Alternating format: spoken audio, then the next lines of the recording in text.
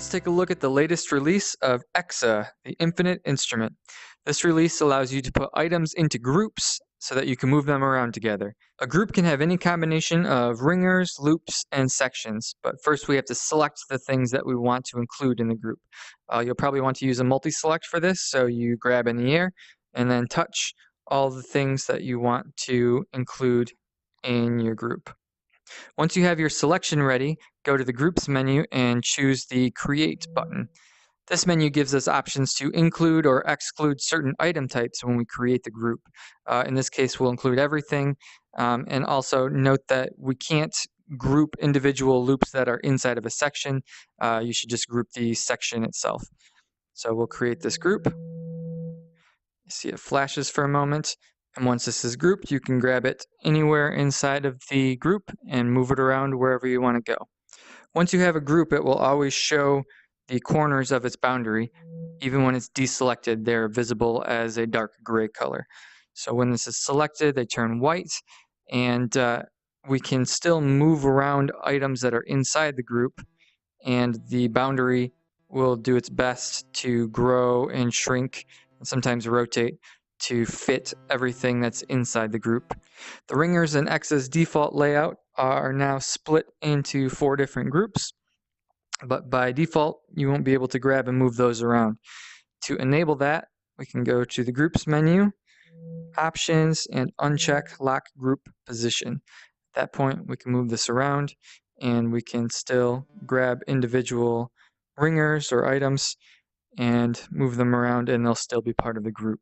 If you have all of your items in just the right spot, you can check Lock Item Positions, and from here we can select these items but not grab them while still moving them around as a group, so that way you won't ever disturb the exact layout of the items that are inside of your group. You can also do a few things with your group selection. You can select all the items within the group or deselect them all. You can deselect the group just like you can deselect all the other item types. You can also break apart the group. And that looks like a delete, but it's not. It doesn't delete the items that are in the group, it just deletes the group boundary itself. So even though these items were locked relative to the group before, now they're movable and they're not part of any group. Okay, let's take a look at some other stuff. The curves that connect a selected item with its menu are now color-coded. We have gray for ringers, green for loops, orange for sections, and blue for groups. I have some other ideas for improving this later, but for now, the colors can help you distinguish the item type when you've got a lot of things selected all at the same time. The ringers menu has a new pentatonic scale interval. You can think of these like all the black keys on a keyboard. I use this quite a lot in my layout for my live show, and I thought I should include it in the build.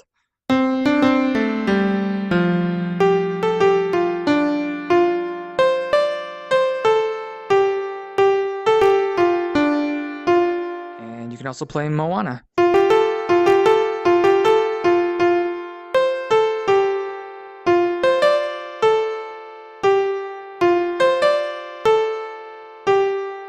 As a way to speed up a common workflow when saving layouts, the Save menu now automatically fills the title and photo using the most recently loaded layout, and that lets you quickly save over top of that file without needing to type in that name exactly the same every time or take a new photo.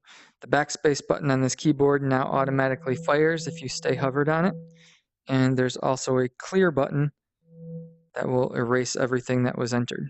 There's now an invisible boundary around the layout that prevents you from dropping items or groups too far below the floor or above the ceiling or too far beyond the teleporting bounds. This is all based on the center point of the group or the item.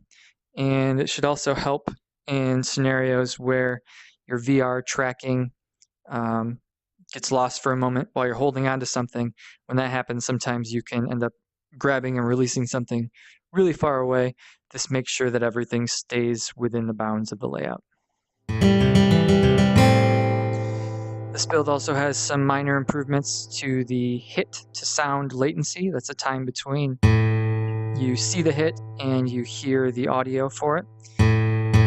Obviously, we try to minimize that as much as possible. There's also some improvements to the glow effect and the timing of the glow effect, and that includes the cursor tail. You can see now, previously the cursor tail would kind of gradually fade into this glowing color, and now it happens immediately from the point of the hit.